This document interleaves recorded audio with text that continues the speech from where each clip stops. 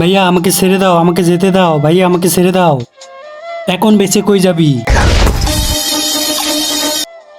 আবে তুই কে রে? আমার স্টাইল দেখে তুই বুঝতে পারস না আমি কে? হ্যাঁ, ইয়াম ইয়াম ইয়াম আমি। ও, তার মানে আমি ওকে মারতে চাই আর তুই ওকে বাঁচাতে এসেছিস?